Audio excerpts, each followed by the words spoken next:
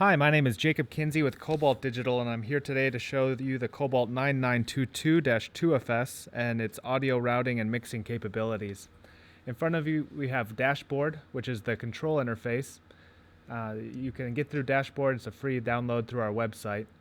So right now I'm going to show the audio input routing tab, which is the first audio routing tab that you can look at to see what's going on in the card. Since this is a dual card, we do have two different channels. I do have embedded audio, and we can show that on the peak limiting. And then in the audio input routing controls, we show that I'm taking embedded channels 1 and 2 and putting them on our bus channels 1 and 2. And then on embedded channel 3, I'm actually taking our embedded channel 1 from the input and putting that on the bus channel 3 here. So that's the input of the first card. You can see since this is a dual channel, I'm taking an input from source A, and then I'm also taking an input from source B. Source A is from our media player, and source B is from the output of the first frame synchronizer on the card. So when I go back to my output audio routing tab here, this is the second output audio, and I can see I'm routing from my source 1, path 1, and channel 2, path 2. And my first card, I'm just taking the embedded audio from my audio bus and running it through. So I also have an A-B flex mixer. Mix A comes from channel 1 and channel 3, and mix B comes from channel 2 and channel 3. And so if I take these channels 1 and 3 and put them on mix A, and 2 and 3 and put them on mix B, I'm going to get more power in the overall signal. So now I'm going to go to the output routing control and route from my flex mixer A and then my flex mixer B, and you can see the increase of power going up on the screen in the upper right hand corner. So this is how we do the mix of an A-B mix into a single mono channel.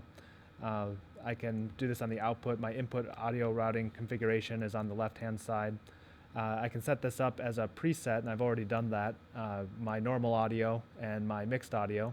So if I select the normal audio and select yes, you can see the audio power goes back down now, and I'm just routing from the input to the output. But when I take my mix and select yes, you can see the audio power jumps up, and that's because I'm taking my mix channels now and adding them together.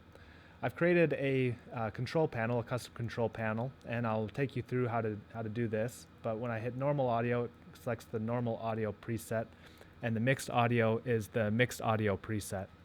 So I can come into panel builder mode through hitting Control G, which gives me control over the custom panel. And now I can select a button control and insert a button. I can name the button anything I like. In this case, I'm just going to call it test button. And once I do that, I can add controls to this test button of what it's going to do. I've gotten a notepad here to kind of make this a little bit quicker. I have some code already written aside that I'm going to copy and paste. And all this code does is it goes out to the card and selects a certain OID value, which is the button I press to do the presets, and then it selects a certain value of that OID, which is selecting either my mix audio or my normal audio. And so each one of these cards has an IP address that you also need to have specific, so it controls that card. So I can just copy and paste that into the editor here and click OK, and now I've created a button. So I come out of edit mode, and this is where I get the IP address of the card in the administration tab, and now I should just be able to click the button. But as you can see, right now that's not working, and that's because I designed a bug into it already to show you how to troubleshoot a bug. So we get back into edit mode and we come back into our code, and you can see that my OID value is wrong. So usually the OID value is a hex number, and this is you have to convert that into decimal for this code, and I've inserted the wrong decimal figure. So once I put in the correct figure, you can see now that the button is working, and that's how you create that button. You can also control things like the style of the button, the color of the button through the Style tab.